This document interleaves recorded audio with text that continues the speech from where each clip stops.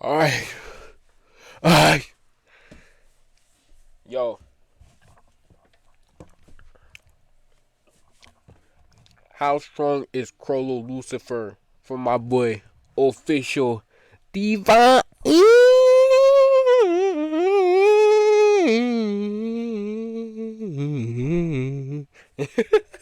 Oh my god, bro. Alright. Let's get this show started, bro. Let's get this show started on the road. You know what I'm saying? Chrollo Lucifelr. What? Lucifer? I thought it was Lucifer. Lucifer. Alright, let's get this show started, bro. Chrollo Lucifelr. The man whose name echoes like a curse across the underworld. Leader of the Phantom Troop, a band of thieves so infamous their bounties are labeled A-class disasters. He's not the strongest in raw muscle, 7th among the troop in terms of sheer strength. But strength was never his crown. His crown is intellect, preparation, and control. Where others see battlefields, Chrollo sees canvases. Where others see enemies, Chrollo sees future tools, weapons waiting to be stolen. From Meteor City, where trash was piled higher than dreams, he rose, not as a survivor, but as a sovereign. The massacre of the Kurta clan, orchestrated by his hands, painted his reputation in blood-red strokes across history. He became the phantom that Kurapika would chase until death. But vengeance is a weak compass, and Chrollo's path is always more than survival. It's domination. On September 6th, he orchestrated one of the greatest criminal spectacles of all time, the York New City auction heist. Southern Peace auction halls shook with explosions, mafias grumbled, and the world's black market bled dry in a single night. To the common eye, it was chaos. To Chrollo, it was choreography. Every troop member, every motion, every death was calculated. The underworld bent its knee to him not with worship, but with fear. Yet even kings can bleed. Kurapika captured him, sealing his power with a judgment chain. But chains can rust, and vengeance burns out. When released in a hostage trade, Chrollo waited, because the truth of Chrollo is this: his battles are never fought in the present, they're always won months in advance, in the silence of thought. Chrollo's weapon is the Skill Hunter, a book bound by Nen that allows him to steal the very essence of others. With enough preparation, he can wield 2 stolen powers at once with double face, turning an enemy's lifeblood into his arsenal. And his collection is terrifying.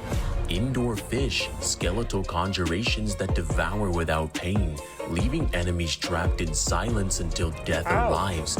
Black voice, antennas that transform living people into puppets dancing to his whim. Order stamp, an army of corpses animated to fight in death. Gallery fake, duplication of any object with such precision that fakes fool the human eye. Sun and moon, post-mortem Nen branding into explosions that linger even beyond his book's closure. This is Chrollo's true terror. He's not just one man, he's every man he's ever defeated. A library of powers, a museum of conquest. But even the king of thieves faced hunters of his own. In Yorknew, Chrollo was confronted by Silva and Zeno Zoldyck. That's New York, bro. Stop playing. The most feared assassins alive. Silva once fought and killed a Phantom Troop member in one of his missions, which he claimed that the job wasn't worth the pay. And Zeno's mastery of Nen was so sharp that it was said that he could end armies in an hour. Against one of them, victory would be uncertain, but against both, it should have been impossible. Yet Chrollo endured. Zeno himself admitted if it were a one-on-one fight, Zeno says he would have won, but it would be a completely different story if Chrollo was actually trying to kill him. That acknowledgement from one of the most deadly assassins alive proves Chrollo's true strength. He fought both of them while multitasking, fending off Silva's blast, explosions that could level city blocks, while simultaneously attempting to steal Zeno's dragon head technique mid-fight, and left no fatal openings. This battle didn't end in blood but recognition. The Zoldycks withdrew when their contract ended, and Chrollo survived the storm. Against assassins who measured Imagine surviving 2 Zoldycks, bro. A family of trained assassin since birth. Yo, that takes some kind of high level type of power. Survival is the ultimate proof of strength. But not every battle could be won with survival. Kurapika's judgment chain stripped Chrollo of everything, a single condition: never to use Nen again. And if he ever did, the chain of judgment would pierce his heart. The leader of the Phantom Troop was caged, and yet Melody, whose ears can hear the rhythm of souls, claimed Chrollo's heartbeat carried no fear.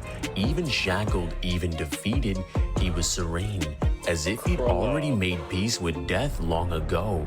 This was his greatest weapon, his composure. Kurapika may have robbed him of power, but he couldn't rob him of self. And when the seal was finally undone, Chrollo returned even sharper. Later on, Hisoka came seeking chaos, but Chrollo turned the Heavens Arena into a trap of inevitability. For Hisoka, battle is ecstasy, but for Chrollo, battle is art. Chrollo takes on Hisoka and stacks stolen abilities like dominoes. Every wall Hisoka touched was death. Every corpse he ignited became a trap. Hisoka admitted mid-battle that Chrollo's preparation gave him an overwhelming advantage. Chrollo's speed kept pace with the bungee gum at full extension. His strikes hit with multi-city block levels of force, and his explosions filled the arena with carnage. In the end, Hisoka fell bloody broken and left to die, but fate mocks kings. Hisoka revived himself and in his vengeance murdered 2 troop members, declaring war on the spiders. For the first time, Chrollo's serenity burned into fury. Chrollo stands as a paradox. He is strength, but he's not the strongest. He is charisma, but not beloved. He is intellect sharpened into inevitability. Against Silva and Zeno, he proved survival against 2 assassins who measured death in city blocks. Against Kurapika, he showed composure and defeat that would unnerve the gods. Against Hisoka, he created a masterpiece of preparation, overwhelming one of the deadliest fighters in the series. It's crazy that I can't really make much comments because I do not know Chrollo.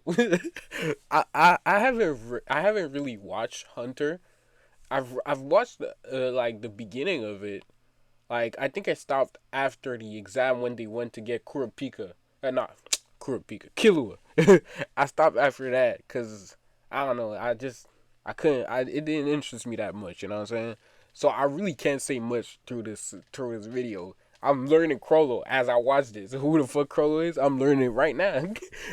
Cause when I had stopped, they were at like the Arena of Heavens. Like when they were fighting a bunch of people like in a tournament type style, and like they had just like showed a bit of the Phantom Troop. Like they had met them at a garbage dumpster or something like that. I had stopped there. I don't know.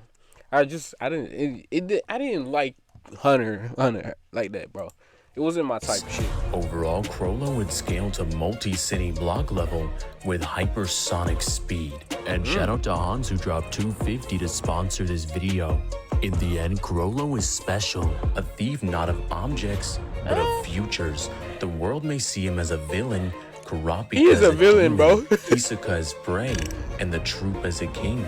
But in the end, Chrollo is what all hunters fear most, a man who's already won before the fight's even begun. Because winning isn't just exclusive for the strong to enter. Nen is like a web with a spider at the center.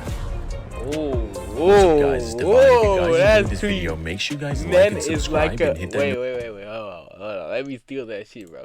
Nen is like a web with a spider at its center, and you know the Phantom Troop sign is a spider. That's nice, bro. That's nice. I'm not gonna lie, that's nice. Anyway, I might have to watch Hunter x Hunter, bro. I might have to actually watch Hunter x Hunter, because that shit sounds nice. Chrollo is actually pretty, and yeah, Chrollo is, it sounds interesting. Like, the power system of, like, Nen was so weird to me. So I was like, yeah, nah, I'm done here, bro. It's not that I didn't understand it. I understand it, but it was like, it was weird. I wasn't used to that. You know what I'm saying? So I dropped it, but it was definitely an interesting story. But like, for example, what the fuck was wrong with my boy shorts? My boy God's shorts was he was wearing booty shorts before it was even popular. I always had a problem with this man's shorts, bro. But anyway, basically, I ended up stop watching it, Hunter x Hunter. But I keep hearing that it's really good. It's so good, bro. Get back to it. I might actually get back to it because it does sound like it goes crazy, bro.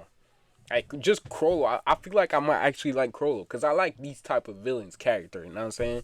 So I might have to jump on a little bit and see what Hunter x Hunter talking about, man. I might need to go see what Hunter x Hunter talking about. All right, y'all. Yeah. So that's the video. Bye bye.